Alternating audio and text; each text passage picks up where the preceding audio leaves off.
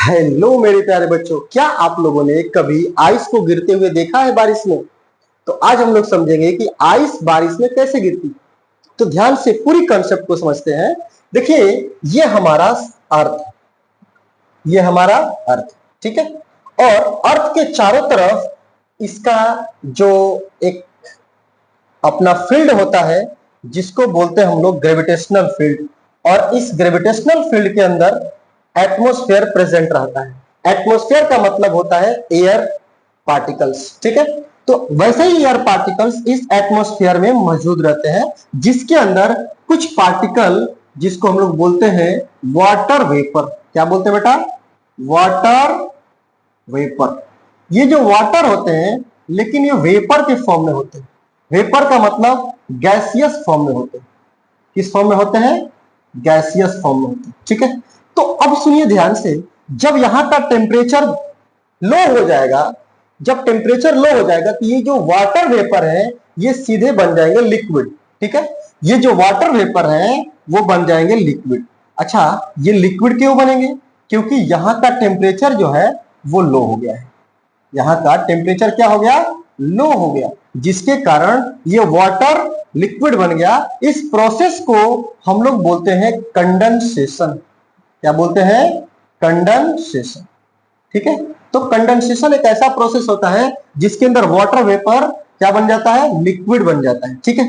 लेकिन क्या होगा जब यहां का टेम्परेचर और कम हो जाए? तो जब बहुत ज्यादा टेम्परेचर कम हो जाता है, ये जो वाटर वेपर है ये डायरेक्ट आइस बनने लगते हैं। क्यों बनने लगते हैं? क्योंकि बहुत ज्यादा टेम्परेचर कम हो जाता है। तो वाटर वेपर का आइस बनना क्या कहलाता है? सब्लिमेशन कहलाता है। क्या कहलाता है? सब्लिमेशन। तो सब्लिमेशन एक ऐसा प्रोसेस है, वाटर वेपर आइस बनता है, ठीक है। अब ध्यान से देखिए, जब ये सब्लिमेशन होकर के आइस बन गया, तो वही आइस, जब ये छोटे छोटे पार्टिकल्स आइस के ये जब कंबाइंड होते हैं आपस में, तो ये बड़े बड़े पार्टिकल्स बन जाते हैं। ये बड़े पार्टिकल्स, और इस बड़े पार्टिकल्स को अर्थ जो है अपने ग्रेविटेशनल फोर्स के साथ खींचती है, जिसका वैल्यू होता है mg। mg क्या है बेटा? mg कुछ नहीं है, ये ग्रेविटेशनल फोर्स है जो अर्थ के द्वारा इस आइस के क्रिस्टल पे लगाया गया है।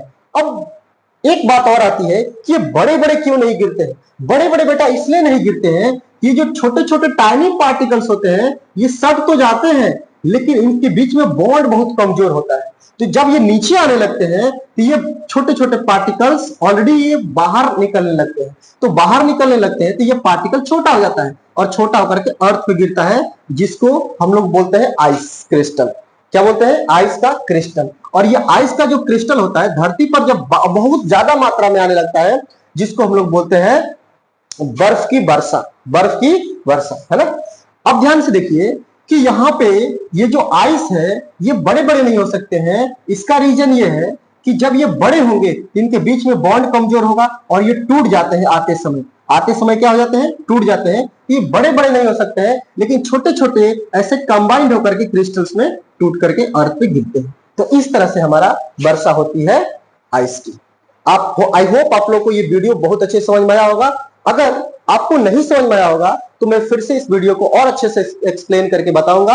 और अगर आप लोग को ये वीडियो पसंद आया तो आप मेरे चैनल को लाइक कर दीजिए और सब्सक्राइब कर लीजिए, क्योंकि ये एजुकेशनल चैनल है।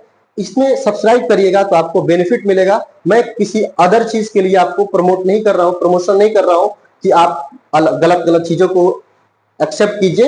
ये एजुकेशनल चैनल है, आप इसको सब्सक्राइब करिए बेटा। Thank you so much.